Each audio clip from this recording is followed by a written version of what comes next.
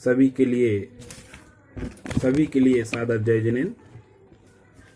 सभी गुरुदेव के चरणों में मेरा नमन। वर्तमान में कोरोना महामारी का प्रकोप पूरे विश्व में चल रहा है। हम सभी भी उससे ग्रसित हैं और वर्तमान परिप्रेक्ष्य में जैन दर्शन के सिद्धांत, जैन दर्शन की आचार मीमांसा अपना किस रूप में रोल अदा कर सकती है जिससे यह कोरोना महामारी भी समाप्त हो और उससे ग्रसित जो भी जीव हैं, प्राणी मात्र है, मनुष्य हैं, हम सभी हैं, अपने भावों को संभाल कर कैसे रख सकें, इस उद्देश्य से यह एक मौखिक या वीडियो कॉल की दृष्टि से निबंध प्रतियोगिता जैसा प्रकल्प प्रारंभ किया गया है। इसके लिए मैं आयोजकों को धन्यवाद देता हूं। मेरी दृष्टि में कोविड महामारी के उपरांत जो परिस्थितियां उत्पन्न होंगी उसमें जैन दर्शन क्या भूमिका अदा कर सकता है, इस विषय पर मैं अपनी बात रखना चाहूँगा। मैंने ऐसा विचार किया है कि जिस समय मान लीजिए 4 महीने 6 महीने बाद जब भी कोरोना महामारी एक प्रकार से सामान्य स्थिति में आ जाएगी या समाप्त हो जाएगी तो हमारे सामने क्या क्या परिस्थितियां उत्पन्न होंगी।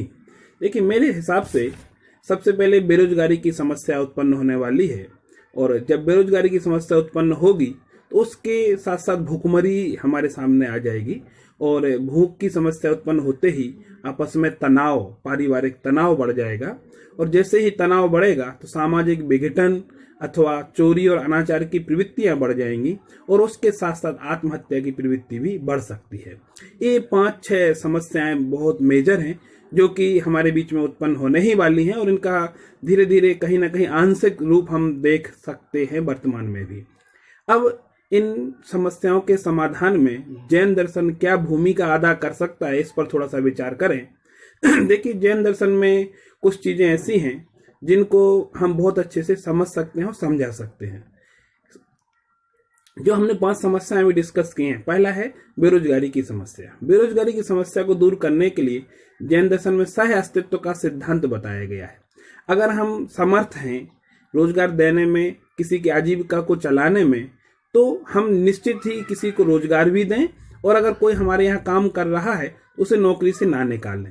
इससे सह अस्तित्व की भावना प्रबल होगी। जैसा जीवन हमारा है वैसा ही जीवन सामने वाले का है। उसे भी रोटी कपड़ा मकान की आवश्यकता है, हमें भी आवश्यकता है और ऐसी सह अस्तित्व की भावना अगर होगी तो निश्चित ही हम उनके रोजगार को बचा पाएंगे, सुरक्षित रख पाएंगे। दूसरा, भूखमरी की समस्या हमारे बीच में है तो हम जो जैन दर्शन का समानता और मितव्ययिता का सिद्धांत है, अनर्थ दंड नहीं करना, ये जो सिद्धांत है उस पर चलें और जो हम खाना वेस्टेज करते हैं उससे बचें और लोगों को भूख की व्यवस्था, रोटी की व्यवस्था कराएं तो हम अपने स्वयं और उनका पेट भर सकेंगे तो जीव दया का कार्य भी हो पाएगा। तनाव और सामाजिक संभाव कैसे बने, इसके लिए अहिंसा और अपरिग्रह सिद्धांत की आवश्यकता होगी। जब हम अपरिग्रह सिद्धांत का पर विचार करेंगे तो निश्चित ही तनाव कम हो ही सकता है, क्योंकि देखिए, धन की प्राप्ति होना यह पुण्य पाप का संयोग है, प्राप्ति होना पुण्य का संयोग है, प्राप्ति नहीं होना पाप का संयोग है।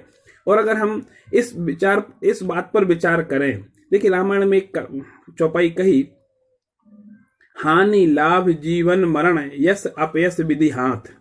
हानि होना, लाभ हो जाना, यश होना, अपयश होना, जीवन होना, मरण होना, ये सब विधि यानी कर्म यानी पुण्य पाप पर अधीन है, हमारे पूर्वकृत कर्मों पर अधीन है। अगर उन पर हम विचार करेंगे, अपरिग्रह की भावना और अहिंसा की भावना का जीवन में प्रचार प्रसार करेंगे तो सामाजिक विघटन और तनाव पर हम अंकुश लगा सकते हैं। फिर आता है अनाचार कैसे समाप्त हो, उसके लिए अहिंसक जीवन शैली, मैत्री, करुणा, दया, इन बातों पर अगर हम विचार करें, इन बातों का प्रचार प्रसार करें तो फिर निश्चित ही समाज में एक सामाजिक समभाव बन सकता है। इनके लिए हम कोऑपरेशन, कोएग्जिस्टेंस, कोरिलेशन, इनकी बात करें। इसके साथ साथ जैन दर्शन एक बात और करते हैं कि आधुनिक संदर्भ में इक्विटी और इक्वालिटी, ये 2 सिद्धांत प्रचलित हैं। इक्विटी न्याय सम्मत है और इक्वालिटी समानता का सिद्धांत है। सबको समान, मान लीजिए कोई नौकरी निकली तो सबके लिए कहिए 10वीं पास इसमें योग्य है। अब उसमें स्किल है या नहीं इससे कोई मतलब नहीं। दूसरा, इक्विटी का सिद्धांत जो है वो योग्यता अनुसार है। अगर आप जिस कार्य के लिए योग्य है वह कार्य आपको दिया जाए तो वह कार्य न्याय संगत होगा, अच्छा हो पाएगा। और अगर आपने अयोग्य व्यक्ति को समान अवसर दे दिया तो ना तो वह कार्य के साथ न्याय होगा न व्यक्ति के साथ न्याय होगा।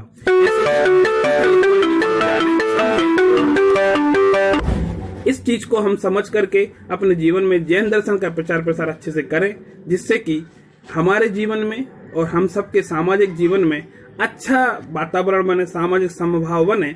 इसी मंगल भावनाओं के साथ मैं डॉक्टर योगेश कुमार जैन, लाडनू जैन विश्व भारती यूनिवर्सिटी से आपके समक्ष सभी को सादर जय जिनेन्द्र। हम निश्चित ही किसी को रोजगार भी दें और अगर कोई हमारे यहाँ काम कर रहा है उसे नौकरी से ना निकालें। इससे सह अस्तित्व की भावना प्रबल होगी। जैसा जीवन हमारा है वैसा ही जीवन सामने वाले का है।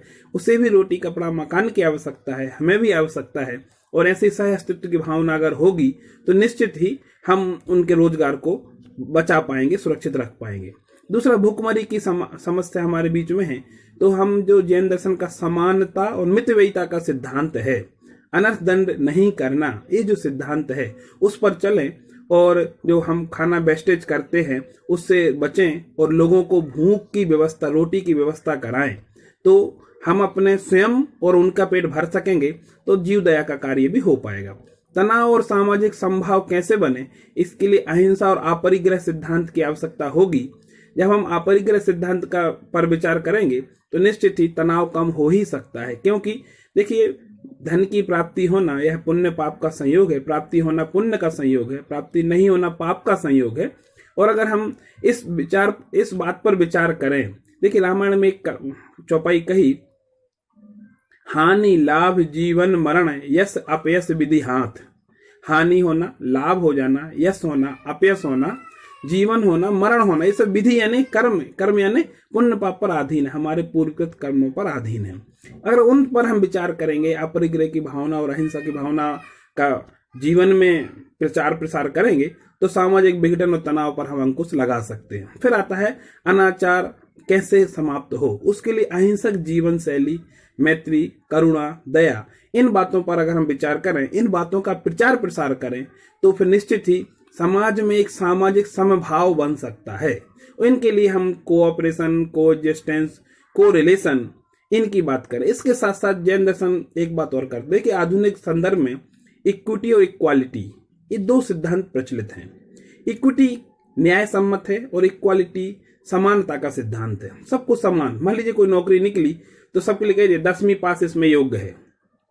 अब उसमें स्किल है या नहीं इससे कोई मतलब नहीं। दूसरा, इक्विटी का सिद्धांत जो है वो योग्यता अनुसार है। अगर आप जिस कार्य के लिए योग्य है वह कार्य आपको दिया जाए तो वह कार्य न्याय संगत होगा, अच्छा हो पाएगा।